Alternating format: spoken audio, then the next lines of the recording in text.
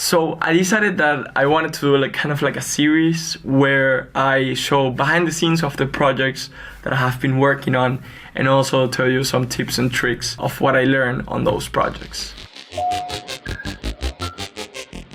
Okay, so recently I was in France for a week to shoot a short film about Bitcoin. Cryptocurrency up nearly 20% today. If you're gonna bet on one name in crypto, you're gonna bet on Bitcoin. A guy that owns a lot of Bitcoin, and then he gets betrayed and murdered by his wife and the lover of his wife. Like, you know, the guy that it's not the you get me. It was pretty cool because I got to know a lot of people. We were shooting in a castle, so we got to sleep in the castle, and actually it was like work, sleep. We actually didn't sleep a lot. Nevertheless, I wanted to go to the first thing, that is, how did I found this project? There's a group in Facebook that it's about filmmaking, and a lot of film students and freelancers are in this group. And the way that I found this group was because I went to the film school here in Munich, and then I asked around like, hey, I can help, I'm very good at this and that, do you know how can I leave my contact here so people can know? And then one super amazing person told me like, hey, there's a group, and I was like, what?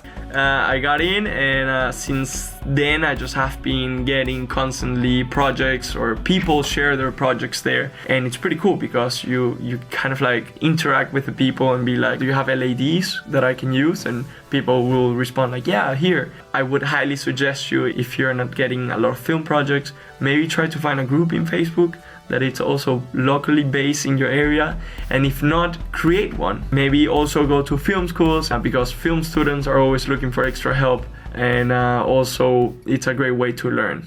So to continue with the story, I got to know this amazing guy called Bruno. He's a director and producer, and he had this idea that he shared on the group, and he was looking for a sound guy. So I applied, sent him some work that I did, and he was like, hey man, you're in. I'm like, oh yeah. We needed to go from Munich with the car to a small town called Illyfout that I totally misspelled. This trip was 12 hours in total, so it was pretty brutal. But Bruno, thank God, was a cool person. He was like, you know what, we're gonna stay the night at a small place next to the region of Champagne, where we are gonna stay in a cool Airbnb, and you know, we're just gonna sleep and then continue. King in the lonely areas of, what is his name again? Rhyme? Of the lonely areas of Rhyme with Stefan and Fabian. Very nice, and now we're looking for food at Montprix. Oh my god. So it was pretty cool. I enjoyed totally the trip. I was feeling like a rock star. Then we went to Paris and then continue our trip to Illyfout. So yeah, we drove, it was pretty nice, and then we got there, it was getting really dark, and then you enter through this kind of like secret layer. And then you see there, and it's a castle. Actually, this castle, you can rent it through Airbnb. So that's how we got to film in a castle. That was pretty cool. So we get there, we get champagne, we get, how do you say, begrüßt. It was amazing. Okay, let's get in the business. So I picked up my room, it was pretty cool, and then the next day arrives, that it's shooting day. Like, we start breaking stuff. Not literally breaking them, but making it cinematic.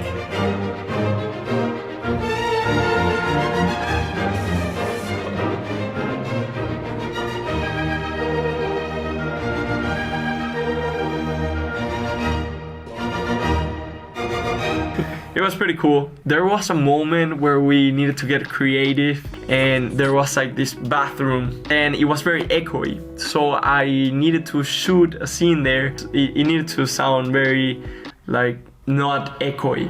So I decided to like grab all my kind of like covers from the beds and then just put them around in the room so the echo was absorbed. So that was pretty cool. There were many scenes that included this like smoke machine, and if you're asking yourself, okay, what do you want this smoke machine for? Normally you don't see light, you cannot be like, oh, I can touch it, but with a smoke machine you can kind of like have that feeling that there's like a light right there and you can see it.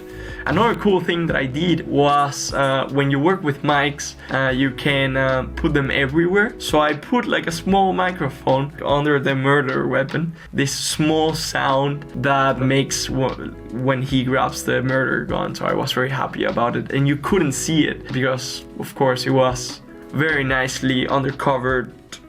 You couldn't see it.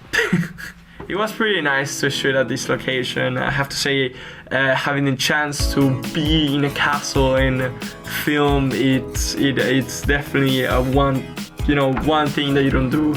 It's a thing that you don't do every day, I would say.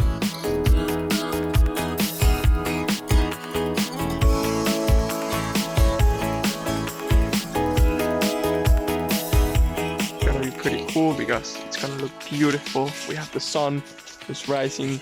And yeah, the light guy doesn't have to do anything because the sun is perfect.